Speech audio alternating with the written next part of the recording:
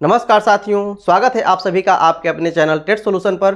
दोस्तों, आज के सेशन में हम लोग बात करने वाले हैं एलसीएम एचसीएफ के बारे में, क्योंकि ये काफ़ी ही महत्वपूर्ण टॉपिक है। और आज के सेशन में हम लोग जिस प्रकार के प्रश्नों को करने वाले हैं, ऐसे ही प्रश्न आपके एग्जाम में पूछे जाते हैं। तो चलिए बिना विलंब के हुए आज के सेशन को हम लोग शुरू करते हैं, बिना इधर उधर के बातों को बतियाते हुए। और यदि अभी तक दोस्तों नहीं सब्सक्राइब किए हैं तो जरूर सब्सक्राइब कर लीजिएगा, क्योंकि ये आप लोगों के लिए काफ़ी ही महत्वपूर्ण होने वाला है। एलसीएम एचसीएफ का ये कॉन्सेप्ट आप लोगों को बार बार एग्जाम में पूछा जाता है। यदि आप बेसिक से देखना चाहते हैं तो आप बेसिक से भी देख सकते हैं, क्योंकि एक क्लास मैंने आपको बेसिक से कराया है एलसीएम एचसीएफ के बारे में। तो आप चाहें तो बीपीएससी टीचर आपको यहाँ पर क्लास है, वहाँ पर आप जाकर के प्लेलिस्ट से वीडियो देख सकते हैं। और नहीं तो इस वीडियो के डिस्क्रिप्शन में ही आपको सभी वीडियो का लिंक है, वहाँ से भी आप जाकर के उन सभी वीडियो को देख सकते हैं। तो चलिए आज के सेशन को हम लोग शुरू करते हैं। अब देखिए, आपसे ऐसे प्रश्न पूछे जाते हैं और यहाँ पर आपको प्रश्न पूछा गया है कि आप बताइए कि वह बड़ी से बड़ी संख्या ज्ञात करना है यहाँ पर, कि जो कि यहाँ पर जिससे 95, 147, 173 को भाग दिया जाए, ठीक है ना, उनको भाग दिया जाए तो समान शेषफल प्राप्त हो, अर्थात एक ही शेषफल प्राप्त होगा। इससे में भी भाग दिया जाएगा तो आपको 95 में भाग दिया जाएगा तो भी आपको वही शेषफल प्राप्त होगा जितना आपको 147, जितना आपको 173 में आपको प्राप्त होने वाला है, ठीक है ना। तो वह बड़ी से बड़ी संख्या आपको बताना है कि वो क्या होगी जिसमें आपको भाग देना होगा। अर्थात आपको यहाँ पर निकालना क्या है इसके बारे में समझिए। जब भी आपको बड़ी से बड़ी के बारे में बात करेगा, जब भी आपको बड़ी से बड़ी के बारे में बात करेगा तो हमेशा आपका एचसीएफ का ही प्रयोग करना है, हमेशा आपका एचसीएफ का प्रयोग होगा, ठीक है ना। और जब आपको छोटी से छोटी के बारे में बात करेगा, जब आपको छोटी से छोटी के बारे में बात करेगा तो आपको हमेशा एलसीएम का प्रयोग करना पड़ेगा, एलसीएम का प्रयोग करना पड़ेगा। और ये कॉन्सेप्ट मैंने आपको पिछले सेशन में बताया है। यहाँ पर आपको बड़ी से बड़ी संख्या चाहिए तो एचसीएफ क्या होता है, वह बड़ी से बड़ी संख्या होती है जो दी हुई संख्या को पूरा का पूरा काट देती है। लेकिन यहाँ पर जो संख्या है पूरा का पूरा काट नहीं रही है, समान शेषफल दे रही है। अर्थात वो एचसीएफ से हम लोग इसमें भाग देंगे तो उतना ही शेष प्राप्त होगा, जिससे इसमें करेंगे तो उतना ही शेष प्राप्त होगा, और इसमें भाग देंगे तो उतना ही शेषफल प्राप्त होगा, अर्थात शेषफल आपका समान होगा। तो एचसीएफ निकालने का मैंने आपको तरीका बताया था कि कुछ नहीं करना है, एचसीएफ आपको निकालना है किसी का, तो जो सबसे नज़दीक की संख्या है उनका आप अंतर कर लीजिए और एचसीएफ वही आपका होने वाला है। और नहीं तो उसी में आपको छिपी हुई संख्या उसका एचसीएफ होती है। तो यहाँ पर आपको यहाँ पर इनका अंतर कीजिएगा तो कितना आने वाला है, 26 आने वाला है। तो जो आपका एचसीएफ है या तो 26 होगा, नहीं तो इसी 26 में आपको छुपा हुआ होगा। इस तरह से आप नहीं निकाल सकते हैं तो इस तरह से भी आप निकाल सकते हैं, इनका भी अंतर आप कर सकते हैं। तो यहाँ पर 52 आने वाला है, ठीक है ना। इस तरीका से आप इनका अंतर कर सकते हैं, नहीं तो इनका भी आप अंतर कर सकते हैं। इनका अंतर करेंगे तो आपको 78 आएगा, ठीक है ना। तो आपको करना क्या है, यहाँ सबसे जो नज़दीक की संख्या है उन्हीं का आपको अंतर करना है और देखना है कि अंतर कितना है। जो अंतर आएगा वही उसका एचसीएफ होगा, और नहीं तो उसी अंतर में छुपा हुआ ही कोई आपको संख्या है जो कि उसका एचसीएफ है। तो यहाँ पर क्या इसका 26 इसका होने वाला है, आप डायरेक्ट इसका आंसर निकाल सकते हैं। देख सकते हैं कि इस ऑप्शन में कौन सी ऐसी संख्या है जो इस 26 को काट पाएगी। क्या 25 काट पाएगी? नहीं काट पाएगी। क्या 26 काट पाएगी? तो हाँ काट पाएगी। क्या 16 काट पाएगी? नहीं काट पाएगी। क्या ऑप्शन नंबर डी 62 काट पाएगी? नहीं काट पाएगी। अर्थात इसका जो ऑप्शन होने वाला है ये आपको 26 ही होने वाला है। अर्थात वह बड़ी से बड़ी संख्या ये 26 ही है, जिसमें आपको इसमें भी भाग देंगे तो समान शेष प्राप्त होगा, इसमें भी भाग देंगे तो आपको समान शेष प्राप्त होगा, और इसमें भी भाग देंगे तो वही शेष प्राप्त होगा, जिनमें आपको हम तीनों में भाग देंगे तो सेम ही आपको शेषफल प्राप्त होगा, ठीक है ना। तो इस तरीका से आप आसानी से निकाल सकते हैं। कैसे निकाल सकते हैं, जैसा कि मैंने आपको बताया कि पहले इनका आपको अंतर करना है, जो सबसे नज़दीक की संख्या है उनका अंतर करना है। तो जो एचसीएफ होगा इन्हीं में से होगा। तो जो आपका एचसीएफ यहाँ पर हुआ, एचसीएफ क्या हो गया आपका 26 हो गया। एचसीएफ क्या हुआ आपको 26 हुआ। हो सकता है कि जो अंतर आप कहें ये एचसीएफ आपको ना प्राप्त हो। तो ऐसा जब भी आपको प्रश्न पूछेगा तो ऐसा ऑप्शन आपको देगा, तो यहाँ पर देखना है कि कौन सा ऐसा ऑप्शन में है जो इस अंतर को काट पा रहा है। जो उस अंतर को काटेगा वही उसका सही ऑप्शन होने वाला है। वहाँ पर आपको समान शेषफल देने वाला वही आपका ऑप्शन होने वाला है। तो इस तरीका से आप आसानी से निकाल सकते हैं। तो वहाँ पर समान शेषफल आपका कैसे आएगा, यहाँ पर शेषफल ही पूछ देता कि यहाँ पर इनका शेषफल क्या आएगा, उस संख्या में भाग देंगे तो कितना आने वाला है। तो इसमें आपको 78 घटा लीजिएगा, ठीक है ना। इसमें आप भाग दीजिएगा तो 3 बार में आपको जाने वाला है, और 3 बार में जाएगा तो यहाँ पर 78 हो जाएगा। तो यहाँ पर कितना आपको बचा, 12, 5, 17, अर्थात जो इसका शेषफल है, शेषफल कितना आने वाला है, 17 है। अर्थात सब में हम यदि भाग दें 26 से तो प्रत्येक दशा में आपको 17 ही शेषफल प्राप्त होने वाला है, ठीक है ना। 17 ही आपको शेषफल प्राप्त होगा। तो यहाँ पर यदि शेष के बारे में पूछता है कि शेषफल बताइए, तो शेषफल आपका 17 होने वाला है। एचसीएफ के बारे में पूछ रहा है, वह बड़ी से बड़ी संख्या के बारे में पूछ रहा है, तो 26 वह बड़ी से बड़ी संख्या होगी। मैं ऐसा करता हूँ कि ये कॉन्सेप्ट आपको समझ में आ रही है, आपको कुछ नहीं करना है, बस उसका अंतर ज्ञात करना है और ऑप्शन में देख लेना है कि कौन ऐसा ऑप्शन है जो इसे काट पा रहा है, जो काटेगा वही उसका आंसर होगा। क्या कोई कन्फ्यूजन? कोई कंफ्यूजन आपको नहीं होनी चाहिए, यदि है तो नेक्स्ट क्वेश्चन में आपको कंफ्यूजन दूर हो जाएगा। चलिए अगले प्रश्न की ओर चलते हैं। अब देखिए दोस्तों, ये आपका प्रश्न है, इसे आप आसानी से कर सकते हैं क्योंकि मैंने आपको अच्छी तरह से समझा दिया है। तो पुनः एक बार समझने का प्रयास कीजिए। यहाँ पर भी वही बात कर रहा है कि वह बड़ी से बड़ी संख्या ज्ञात करना है जिससे इतना इतना इतना को भाग देने पर प्रत्येक दशा में आपको क्या हो, समान शेषफल प्राप्त हो। तो यहाँ पर आपको निकालना क्या है, बड़ी से बड़ी संख्या अर्थात एचसीएफ निकालना है। अगली संख्या आपको 697 है। एचसीएफ निकालने का तरीका मैंने आपको बताया है कि जो सबसे नज़दीक की संख्या हो उन्हीं का आपको अंतर कर लेना है। तो यहाँ इनका आप अंतर कीजिएगा तो ये आ जाएगा 3, 7 और 1, 173 आ गया। तो एचसीएफ क्या होगा, या तो यही आपको एचसीएफ होने वाला है और नहीं तो इसी में छिपी हुई कोई संख्या है। तो यहाँ पर आपको ऑप्शन देखना है ऐसे प्रश्नों को तुरंत बनाने के लिए, देखते ही बनाने के लिए, क्या इस अंतर को इसमें से कोई काट पा रहा है। यदि काट पा रहा है तो वही अंतर ही उसका एचसीएफ होने वाला है। यदि नहीं पूरा का पूरा काट पाएगा तब इसमें छिपी हुई संख्या को खोजना है, ठीक है ना। तो यहाँ पर ऑप्शन नंबर 1 क्या काट पाएगा, 171, 173 को नहीं काट पाएगा। 173 काट पाएगा तो हाँ ये इसका आंसर हो सकता है। आगे आपको कोई संख्या दिख ही नहीं रही है जो कि 173 को पूरा का पूरा काट पाए, अर्थात जो इसका एचसीएफ होने वाला है 173 होने वाला है। जो उसका एचसीएफ है 173 होने वाला है। 173 से यदि हम सब में भाग देते हैं तो हर स्थिति में आपको समान शेषफल प्राप्त होगा। यदि आपको शेषफल यहाँ पर निकालने के बारे में बात किया होता, इसका शेषफल बताइए कितना होगा, तो इस संख्या में आपको भाग देना है। जो आपको शेष बचेगा 173 से नहीं भाग जा पाएगा वही उसका शेषफल कहलाएगा। उस तरीका से आप शेषफल निकाल सकते हैं। तो मैं आशा करता हूं कि आपको कॉन्सेप्ट समझ में आ गया है। जब भी ऐसे प्रश्न आपको मिलेंगे आसानी से आप बना सकते हैं। तो दोस्तों मैं आपको, यदि नहीं यह बात को आपको बातें समझ में आ रही हैं तो आप पिछला वीडियो जरूर जाकर के देखिए, क्योंकि वहाँ पर मैंने एलसीएम एचसीएफ के बारे में बहुत ही डिटेल से, बहुत ही इजी तरीका से मैंने आपको समझाया है और अच्छी तरह से आपको समझ में आएगी, मेरा अनुमान है, ठीक है। तो चलिए नेक्स्ट क्वेश्चन की ओर चलते हैं। अब देखिए दोस्तों, जैसे ये आपका प्रश्न है, इसे आप आसानी से बना सकते हैं। तो इसे बना करके इसका आंसर आप जरूर कमेंट कीजिएगा कि कौन सा इसका आंसर होगा। चलिए हम लोग नेक्स्ट क्वेश्चन की ओर चलते हैं। अब देखिए, जैसे ऐसे प्रश्न आपसे पूछे जाते हैं तो ऐसे प्रश्नों को आप कैसे बनाएंगे, ध्यान से पढ़िए। कह रहा है कि एक दूध वाले के पास एक कैन में 75 लीटर दूध है, ठीक है ना। इसके पास कैन है इस तरह का, इसमें आपको 75 लीटर दूध है, 75 लीटर दूध है। आगे इसमें कह रहा है कि उसके पास दूसरा कैन भी है, इस तरह का उसका दूसरा कैन भी है और इसमें आपको 45 लीटर दूध है। यहाँ पर ये बातें कहा गया है। और आगे कह रहा है कि कंटेनर की अधिकतम क्षमता ज्ञात कीजिए जिससे दोनों बर्तनों का दूध मापा जा सके। इसके बारे में आपको बात कर रहा है कि वह कंटेनर का क्षमता बताइए जिससे कि इसका भी दूध पूरा का पूरा मापा जा सके, इसका भी दूध जो है पूरा का पूरा मापा जा सके, कुछ भी शेष बाकी न बचे, उसके बारे में आप बताइए। अर्थात मैंने आपको बताया है कि एचसीएफ क्या होता है, वह बड़ी से बड़ी संख्या होता है। तो यहाँ पर वह आपको अधिकतम साइज का, यहाँ पर क्षमता का आपको कंटेनर के बारे में बात कर रहे हैं ना।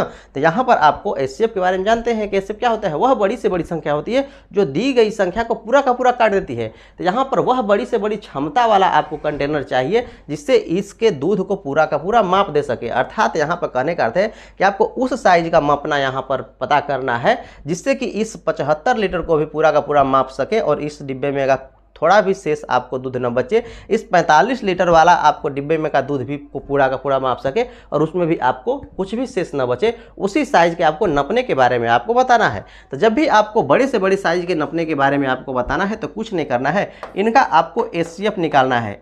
जो आपका 75 लीटर है, 45 लीटर है, इनका एचसीएफ निकालना है। तो एचसीएफ निकालने का तरीका है कि इनका अंतर आप कर लीजिए, इनका अंतर कर लीजिए। तो अंतर कीजिएगा तो कितना आने वाला है, अंतर आप करते हैं 75 और 45 का, तो कितना अंतर आने वाला है, आपका अंतर आ जाएगा 30। ध्यान दीजिएगा, ये आपका 30 हो जाएगा। क्या ये 30 ये एचसीएफ होगा, क्या ये 30 एचसीएफ होगा? नहीं होगा। तो इसी 30 में वो संख्या होगी जो कि एचसीएफ होगा। क्यों नहीं होगा? क्योंकि ये 30 75 को पूरा पूरा नहीं काट पाएगा। और आप जानते हैं कि एचसीएफ वह बड़ी से बड़ी संख्या होती है जो दी गई संख्या को पूरा का पूरा काटती है। तो ये 30 एचसीएफ नहीं होगा। तो एचसीएफ आखिर होगा कौन? तो इसी में छिपी हुई संख्या, तो कौन छिपी हुई संख्या है? 15 दूना के 30, 15 है जो कि एचसीएफ कहलाएगी। यहाँ पर ये एचसीएफ नहीं होगा। अब ये जो 15 है ना, इसको भी पूरा का पूरा काटेगा 15 5 75, और ये जो 45 है, 45 को भी पूरा का पूरा काटेगा 15 3 45। अर्थात इस कैन के दूध को भी ये 15 लीटर का नपना 3 बार में 5 बार में माप सकता है और इसे 3 बार में पूरा का पूरा माप सकता है। और उसी कैन के माप के बारे में यहाँ पर पूछा जा रहा है कि वो कैन का क्या माप होगा, अर्थात उस नपने का माप बताइए क्या होगा। अर्थात वो नपना होगा 15 लीटर का। 15 लीटर के नपने से आप दोनों को आसानी से नाप सकते हैं, कुछ भी शेष नहीं बचने वाला है।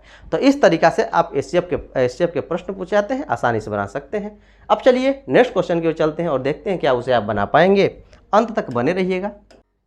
अब देखिए दोस्तों, ये आपका प्रश्न है। यहाँ प्रश्न कर रहा है कि दो संख्याओं के महत्तम समाअपवर्त्य और लघुत्तम समाअपवर्त्य का योग 680 है, ठीक है ना। यहाँ पर एलसीएम और एचसीएफ के योग के बारे में कह रहा है कि ये आपको 680 है। आगे इसमें कह रहा है कि लघुत्तम समाअपवर्त्य, ठीक है ना, उनके महत्तम समाअपवर्त्य का 84 गुना है। ये आपको 84 गुना है एचसीएफ के, एलसीएम आपको कहा जा रहा है। यहाँ पर कह रहा है कि यदि एक नंबर, आपको यहाँ पर N1 के बारे में बात कर रहा है कि यदि 56 है तो N2 के बारे में बताइए कि क्या होगा, ठीक है ना। तो यहाँ पर आपको पता होगा, जानते हैं तो पता होगा, नहीं जानते हैं तो जान लीजिए, ठीक है ना।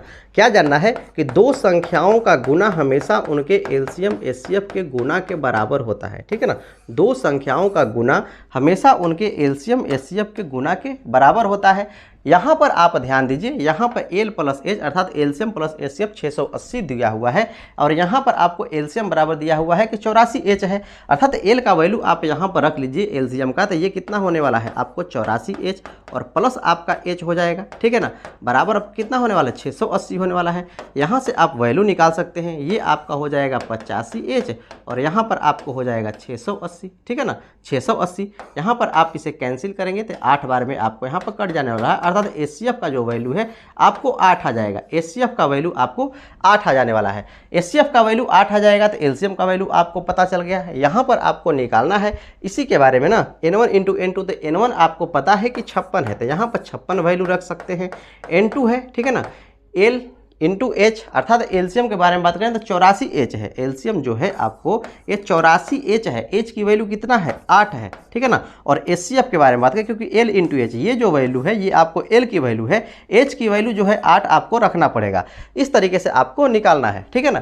तो यहाँ पर आप इसे कैलकुलेट कर सकते हैं, 8 7 56, ठीक है। यहाँ पर आपको कैलकुलेट करना है, ये आपको हो जाएगा 7 दूना के 14, ठीक है ना, 7 दूना के आपका 14। तो इस तरीक़ा से आप आसानी से कैलकुलेट कर सकते हैं। N2 के बारे में बात किया जाए, ठीक है ना, N2 के बारे में आपको बात किया जाए तो 12/96, जो कि ऑप्शन नंबर आपका बी है, वही उसका सही आंसर आने वाला है। अर्थात दूसरी संख्या क्या होने वाला है आपको 96 होने वाला है, जो कि ऑप्शन नंबर बी में है। तो इस तरीक़ा से आप याद रख सकते हैं, निकाल सकते हैं। तो आपको यहाँ पर याद क्या रखना है, यहाँ पर ये कॉन्सेप्ट याद रखना है कि दो संख्याओं का गुणा हमेशा उनके एलसीएम एचसीएफ के गुणा के बराबर होता है। और इस कॉन्सेप्ट से आपको हर एग्जाम में प्रश्न पूछे जाते हैं।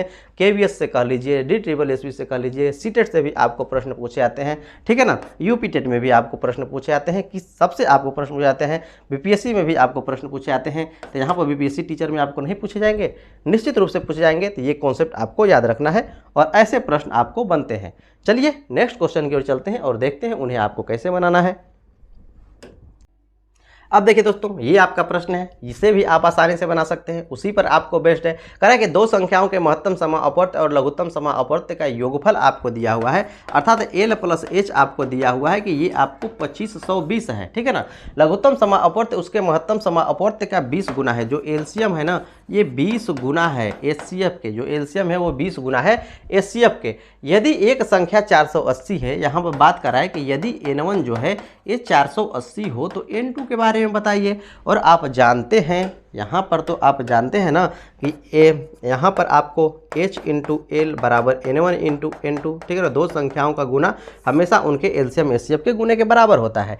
ये एल प्लस एच, एल का वैल्यू आपको पता है कि 20 एच है, तो एल का वैल्यू आप यहाँ पर रख सकते हैं। एल का वैल्यू रख करके आप कैलकुलेट कर सकते हैं। तो एल का वैल्यू कितना है 20 एच है, तो यहाँ पर आप 20 एच प्लस एच बराबर यहाँ पर आप रख सकते हैं, तो 2520 हो जाएगा, अर्थात 21 एच हो जाएगा। तो यहाँ पर एच 21 एच हो जाएगा, तो 21 इधर जा करके आपको भाग हो जाने वाला है। अर्थात 2520 और बटा के 21, ये 20 और प्लस 1 21 हो जाएगा। 21 आकर के इधर आपको भाग हो जाने वाला है। यहाँ से आप इसे कटा सकते हैं, ठीक है ना। यहाँ पर आप इसे कटा सकते हैं 120 बार में। तो यहाँ पर इसका एचसीएफ आ गया आपको 120। आपको निकालना क्या है, यहाँ पर एचसीएफ आपको 120 आ गया। यहाँ पर दूसरे नंबर के बारे में आपको निकालना है। तो यहाँ पर एचसीएफ आपको पता ही है, एलसीएम आपको पता ही है। एचसीएफ कितना है 120 हो गया, ठीक है ना। HCF आपको यहाँ पर 120 हो गया। LCM के बारे में बात करें तो 20 इंटू H, तो H का वैल्यू कितना 120 हो गया, ठीक है ना, बराबर N1 इंटू N2। N1 का वैल्यू आपको पता है कि ये आपको 480 है। और N2 के बारे में हम लोग बात करें तो N2 को भी आप पता कर सकते हैं, उसी को तो आपको निकालना है N2 के बारे में, ठीक है ना। तो यहाँ पर जो कट रहा है उसे आप कटा सकते हैं। तो देखिए ध्यान से, बार दुना के 24 और यहाँ पर 48 बचोगे, 48 4 बार में कट जाने वाला है और ये आपको 5 बार में कट जाने वाला है, अर्थात 12 5 60 कितना आने वाला है 600 आने वाला है। अर्थात जो दूसरी संख्या है N2 कितना आएगा आपको 600 आएगा, जो कि ऑप्शन नंबर बी है वही इसका सही आंसर होने वाला है। इस तरीक़ा से आप कोई भी प्रश्न बना सकते हैं और ये काफ़ी ही महत्वपूर्ण मोस्ट इंपॉर्टेंट आपको कॉन्सेप्ट है और इससे प्रश्न आपको बार बार बनते हैं, तो इसे जानना आपको ज़रूरी था, मैंने आपको सिखाया। अब चलिए नेक्स्ट क्वेश्चन की ओर चलते हैं और देखते हैं क्या उसे आप बना पाएंगे। अब देखिए दोस्तों, ये आपका प्रश्न है, इसे भी आप आसानी से बना सकते हैं। सेम उसी तरह का आपको प्रश्न है, यहाँ पर 1680 दिया हुआ है और यहाँ पर आपको बना सकते हैं। ये भी प्रश्न आपको उसी प्रकार का है, तो इसे भी आप बना सकते हैं। तो इसे भी आप जरूर बनाने का प्रयास कीजिएगा, इसका आंसर आप कमेंट कीजिएगा। अब देखिए जैसे ये आपका प्रश्न है, ये भी आपको उसी तरह का प्रश्न है, इसे भी आप बना सकते हैं। लेकिन फिर आपको एक बार और भी आपको मैं समझाने का प्रयास करता हूँ। कह रहा है कि दो संख्याओं के महत्तम समाअपवर्त लघुत्तम समाअपवर्त का योग आपको दिया हुआ है कि 600 है, अर्थात L प्लस H का योग जो बारे में बात किया जाए ये आपको 600 है, ठीक है ना। यहाँ पर आपको कहा है कि एलसीएम जो है उसके HCF का 14 गुना है। जो एलसीएम है ये 14 गुना है HCF के। आगे इसमें कहा जा रहा है उनके, ध्यान दीजिए, यदि एक संख्या 280 है, यहाँ पर बात किया जा रहा है कि यदि N1 जो है पहली संख्या 280 है तो N2 के बारे में आपको बताना है कि दूसरी संख्या क्या होगी, ठीक है। तो आसानी से आप बता सकते हैं। पहले तो आप यहाँ पर देखिए कि ये इसके बराबर है, तो L का वैल्यू आप यहाँ पर रख सकते हैं। तो 14H यदि आप L का वैल्यू रखेंगे तो 14 कितना होने वाला है 15H होने वाला है। 15H बराबर आपको 600 हो जाएगा, ठीक है। इसलिए H की वैल्यू आप निकाल सकते हैं, इधर जाकर के भाग हो जाएगा तो 15 चौके 60 हो जाएगा, ठीक है ना। अर्थात H का वैल्यू कितना आया आपको 40 आया। आप जानते हैं कि जो पहला नंबर गुना दूसरा नंबर अर्थात दो संख्याओं का गुणनफल हमेशा उनके एलसीएम HCF के गुणनफल के बराबर होता है। ये तो आप कॉन्सेप्ट जानते ही हैं। यहाँ पर पहली संख्या दिया हुआ है कि 280 है, दूसरी संख्या आपको पता करनी है। एल के बारे में बात किया जाए, ठीक है ना, तो एल कितना है 14 इंटू H। H का वैल्यू आप निकाल चुके हैं कि 40 है, अर्थात 14 गुना आपका 40 हो गया और गुना H का वैल्यू आपको पता है कि 40 है। ये तो एल का वैल्यू हुआ और यहाँ पर आपको 40 रख देना है H का वैल्यू। आसानी से आप कैलकुलेट कर सकते हैं, बिल्कुल ही आसानी से कैलकुलेट कर सकते हैं। तो इसे आप जरूर कैलकुलेट कीजिए। 14 दुना के 28, ठीक है। यहाँ पर 0 से 0 आपका कैंसिल हो जाने वाला है, ये 2 से आपका कैंसिल हो जाना, 2 दुना के 4 हो जाने वाला है। अब आपके पास बचा क्या, तो सिर्फ N2 ही तो आपको निकालना है। N2 ही इधर बचा और इधर आकर के आपका गुना हो जाने वाला है। तो 40 दुना कितना हो जाएगा 80 हो जाएगा, अर्थात दूसरी संख्या कितनी होने वाली है 80 होने वाली है, जो कि ऑप्शन नंबर सी है और यही इसका उचित आंसर होने वाला है।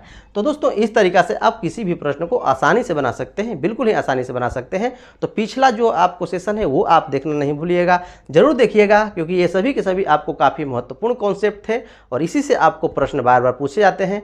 पिछला सेशन आप जरूर देखिएगा, क्योंकि आपको मैंने बेसिक से एलसीएम से जितने तरह के आपको प्रश्न बनते हैं उन सब के बारे में हमने चर्चा किया है। तो जरूर देखिएगा, क्योंकि एग्जाम में आपको प्रश्न तो कहीं से भी पूछे जा सकते हैं, इसलिए आपको पूरे की पूरी नॉलेज अच्छी तरह से होनी जरूरी है। तो चलिए, मैं आशा करता हूँ कि आज का सेशन आप लोगों को काफ़ी बेहतर लगा होगा। यदि बेहतर लगा है तो लाइक से सब्सक्राइब करना नहीं भूलिएगा, जरूर कर दीजिएगा। तो चलिए मिलते हैं इस तरह के नेक्स्ट इंटरेस्टिंग वीडियो में। आज के लिए इतना ही, देखने के लिए धन्यवाद।